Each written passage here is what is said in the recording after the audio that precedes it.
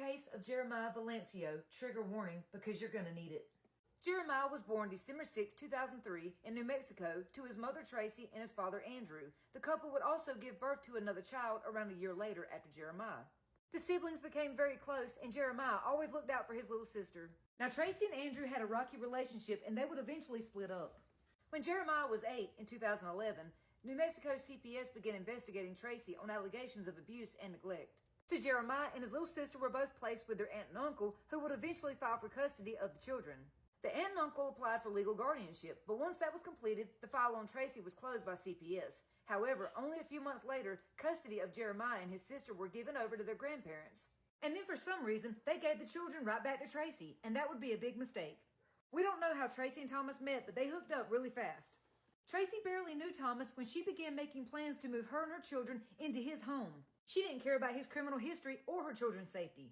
Now, Thomas had a long criminal history. He was always in trouble with the law. Like everyone who knew him called him an abusive monster, including his own damn family. His criminal history began in 1997 when he was convicted of possessing crystal meth. In 2003, he was convicted for essaying, beating, and torturing his ex-wife as she held their 8-month-old son in her arms. Amanda said, "I was only 14 when we got married. He was the meanest man I'd ever met. He left me for dead several times, and I didn't know how to get out."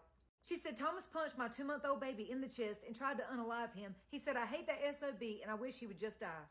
Thomas would force our children to severely beat each other and try to force me to partake in those beatings, and if I didn't, he would threaten to beat me a lot worse. Amanda said she would often take the more severe beating to protect her children from Thomas's abuse. She finally left Thomas 16 years later and changed her children's names so he couldn't find them. And after their breakup, a police officer would escort her home, search through the house, and make sure Thomas wasn't hiding anywhere. When their son Jordan turned 18, he found Thomas and moved in with him. In 2014, he was convicted of kidnapping, essaying, and beating his girlfriend on Valentine's Day. After he pled guilty to those charges, he was sentenced to nearly 9 years in prison. However, most of that time was suspended, and he was soon released from prison on probation in 2016.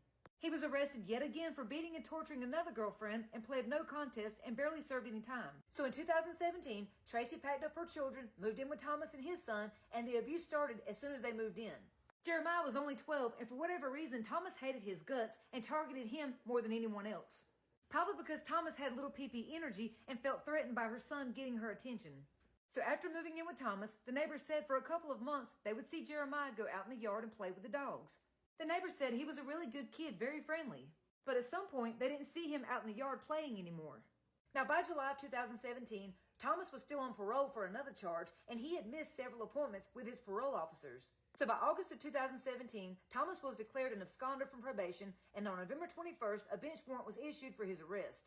Now, Tracy had her fair share of run-ins with the law, too. She had been convicted of tampering with evidence, drug possession, and shoplifting. She had failed to appear in court for one of these charges, so she was arrested on November 24th. Now, Tracy was only held for 2 days, and then she was released, but she and Thomas both would be arrested on January 7th, 2018, at the same damn time. Now, they were both held in Santa Fe County Jail. He was booked for his probation violation, and she was booked for failure to appear in court. Soon after their arrest, something very strange happened. New Mexico CPS received an anonymous call that they needed to check on Tracy's 2 children because Jeremiah hadn't been in school in over 7 months and no one had noticed. But before CPS caseworkers could even start their investigation, the sheriff's department received an alarming phone call from an inmate who was housed in the same jail as Tracy. The inmate claimed Tracy told her her boyfriend unalived her son and that she helped him cover it up back in November when she got out of jail. Tracy told the inmate that she was forced by her boyfriend Thomas to move her son's remains and help him cover up the crime, and that she was too afraid of him to tell anyone or say no. Tracy claimed the only reason she was talking is because she was safe in jail away from Thomas. She's covering her own ass because had she said something the last time she was arrested, she could have saved Jeremiah's life then. So then the police listened to the recorded jailhouse calls between Tracy and Thomas. When the police questioned Tracy, she said she had nothing to do with her son's death. Tracy said when she was released from jail on November 26th, she came home and went to Jeremiah's room, and that was where she found his lifeless body wrapped up in a blanket. His eyes were wide open with a blank stare. Tracy claims she then confronted Thomas, who placed Jeremiah's body in his vehicle and drove away. Tracy told police on December the 6th, Jeremiah's birthday, Thomas took her to a location on New Mexico Route 503 just miles from their home, and they walked a short distance off the highway where Thomas said Jeremiah's body was buried nearby. She said she was too afraid to call and get help, but she managed to get drugs, food, and anything else she wanted. But Tracy was lying to the police. She didn't want them to know the truth.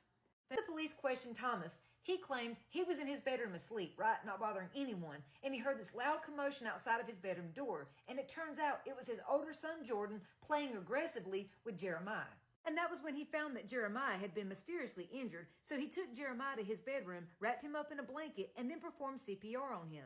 So he didn't call 911 or the police because he was afraid that he would be accused of killing Jeremiah. And that was when Tracy came home and found her son unalived in his bed. Now, Thomas denies removing Jeremiah's body from the home, but Thomas claimed it was Jordan who moved Jeremiah's body. Now, at first, Jordan went along with what his father told police, but then he changed his story and put all the blame on his dad. Jordan's new version of events claimed that his father punched Jeremiah in the face and stomach numerous times, and then Thomas drugged Jeremiah back to his bedroom, locked the door, and cranked the music wide open. Jordan said his father kept Jeremiah locked in his bedroom for the rest of the night. Let me give you a big trigger warning because it's going to get a lot worse from here. Jeremiah's 12-year-old little sister told police that Thomas would savagely beat various family members and would even force them to beat each other just like he did in his first marriage. When describing life with Thomas, the little girl said it was very hard, it was never fun, he was always angry and was always being mean to everyone in the house. He would take his anger out on all of us and would hit us and severely hit the dogs.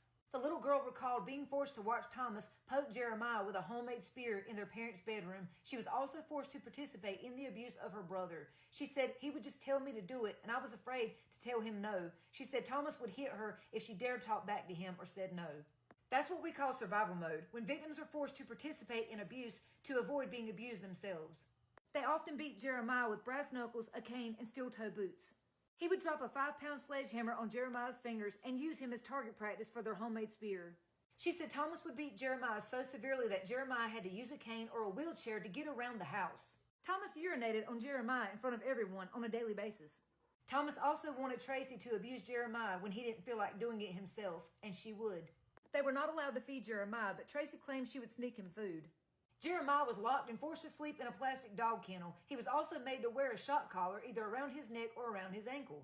Thomas's son Jordan enjoyed shocking Jeremiah with the shock collar. She said on the day they were supposed to pick up Tracy from jail back in November, Thomas locked Jeremiah in the dog crate and then let Jordan slam the dog crate around the room. She said when they opened the dog crate, my brother's head was just dangling, flopping back and forth. He was in really bad shape and he never woke up. She said he was so skinny, he had black eyes, and he was covered in bruises and cuts. All of his cuts were severely infected, and his front teeth had been knocked out. She said Thomas and his son Jordan put Jeremiah's body in the bathtub to wash the blood off before placing him on his bed, where Tracy later found him wrapped in the blanket. She said that Thomas and Tracy took Jeremiah's body and left the house together. She said Thomas told us to lie. If anyone asks where Jeremiah is, just say he went to live with relatives somewhere else. Police found Jeremiah's beaten body buried in a plastic tub inside a shallow grave. He was severely emaciated, covered in new and old injuries that were in various stages of healing. An autopsy revealed Jeremiah had been severely beaten, partially burned, and SA'd.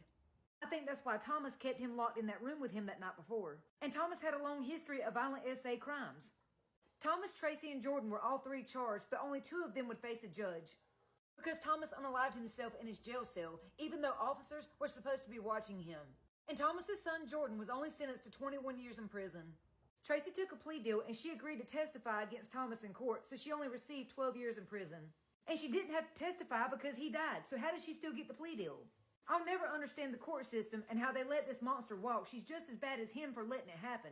Let's take a moment to remember 13-year-old Jeremiah. His family said he was a happy, active little kid. He always loved to help out.